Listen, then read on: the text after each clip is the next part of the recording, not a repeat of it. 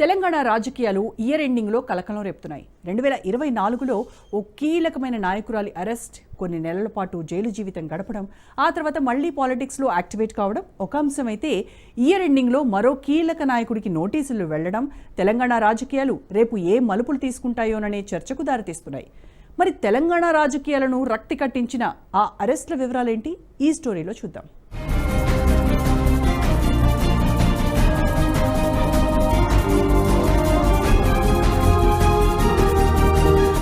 తెలంగాణ రాజకీయాలను 2024వ సంవత్సరం కుదిపేస్తోంది.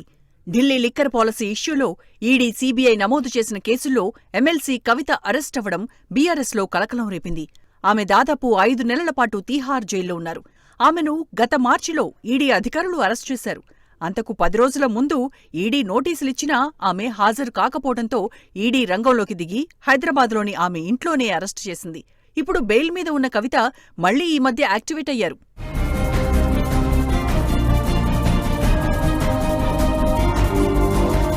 ఇక లేటెస్ట్ గా ఫార్ములా 1 ఈ రేస్ కేసులో బీఆర్ఎస్ వర్కింగ్ ప్రెసిడెంట్ కేటీఆర్ కు ఈడీ నోటీసులివ్వడం తెలంగాణ రాజకీయాల్లో కలకలం రేపుతోంది.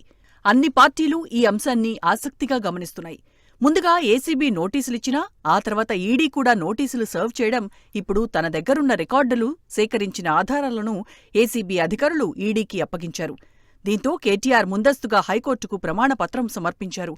ఒప్పందాల అమలులో విధానపరమైన అంశాలను చూడాల్సింది సంబంధిత అధికారులేనని, మంత్రిగా అది తన బాధ్యత కాదని కేటీఆర్ హైకోర్టుకు నివేదించారు.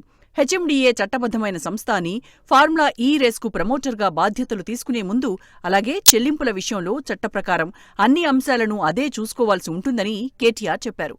10 కోట్లకు మించిన చెల్లింపులకు ప్రభుత్వ అనుమతి తీసుకోవాలనే నిబంధన హెచ్ఎండీఏలో ఎక్కడా లేదన్నారు. ఒకవేళ ఉన్నా దాన్ని సంబంధిత శాఖ చూసుకోవాలని, మంత్రిగా తనకు సంబంధం లేదని తేల్చి చెప్పారు. అందువల్ల ఫార్ములా ఈ రేస్ కేసును కొట్టివేయాలని ఆయన విజ్ఞప్తి చేశారు. మరోవైపు ఈడీ జనవరి 7వ తేదీన విచారణకు రావాలని కేటీఆర్కు ఇచ్చిన నోటీసులో పేర్కొంది. అలాగే సీనియర్ ఐఏఎస్ అధికారి అరవింద్ కుమార్, హెచ్ఎండీఏ మాజీ చీఫ్ ఇంజనీర్ బిఎల్ఎన్ రెడ్డికి కూడా ఈడీ నోటీసులు సర్వ్ చేసింది.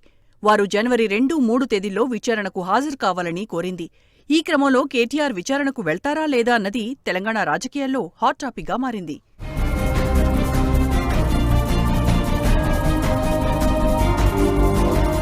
అప్పటి ప్రభుత్వ ప్రత్యేక కార్యదర్శి అరవింద్ కుమార్ హెచ్ఎండీఏ కమిషనర్ హోదాలో 10వ సీజన్ పోటీల నిర్వహణకు 160 కోట్లు అవసరమని, అందుకు అనుమతించాలని తనకు లేఖ రాశారని కేటీఆర్ చెప్పారు. 10వ సీజన్ పోటీలు జరగనందున రీఫండ్కు ప్రస్తుతం ప్రభుత్వం దరఖాస్తు చేసుకోవచ్చని కూడా కేటీఆర్ సూచించారు. ఇక ఎన్నికల కమిషన్ అనుమతి తీసుకోలేదన్న ఆరోపణలతో తనకు సంబంధం లేదని, నియమావళి అమల్లోకి వచ్చినప్పుడు మంత్రిగా తాను విధులు నిర్వహించడం లేదని, అక్రమాలకు తాను ఏ రకంగానూ బాధ్యుని కాదని కేటీఆర్ కోర్టుకు వివరించారు.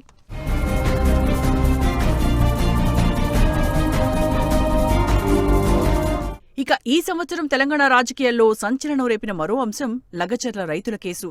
ఈ కేసులో నిందితులుగా ఉన్న కొడంగల్ మాజీ ఎమ్మెల్యే, బీఆర్ఎస్ నాయకుడు పట్నం నరేందర్ రెడ్డితో పాటు మరో 23 మందిని ప్రభుత్వం అరెస్టు చేసింది. అయితే ఆ కేసును విచారిస్తున్న నాంపల్లి కోర్టు తీర్పును రిజర్వ్ చేస్తూ అందరికీ బెయిల్ మంజూరు చేసింది.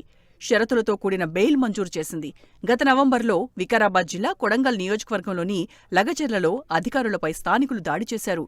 ఫార్మా పరిశ్రమ ఏర్పాటు కోసం అభిప్రాయ సేకరణ కోసం వెళ్లిన వికారాబాద్ జిల్లా కలెక్టర్ సహా ఇతర అధికారులు లగచెర్లకు చేరుకున్న సమయంలో కొందరు వ్యక్తులు కర్రలు, రాళ్లతో అధికారులపై దాడికి దిగారు. ఈ ఘటనపై కేసు నమోదు చేసిన పోలీసులు పలువురు గ్రామస్తులను అరెస్ట్ చేశారు. ఈ వ్యవహారంలో బీఆర్ఎస్ మాజీ ఎమ్మెల్యే పట్నం నరేందర్ రెడ్డికి ప్రమేయం ఉందనే ఆరోపణలు రావడంతో రంగంలోకి దిగిన పోలీసులు ఆయన హైదరాబాద్లో మార్నింగ్ వాక్ చేస్తుండగా అరెస్టు చేసి జైలుకు తరలించారు. దీంతో ఈ సంవత్సరం లగచెర్ల కేసు కూడా ప్రాధాన్యం సంతరించుకుంది.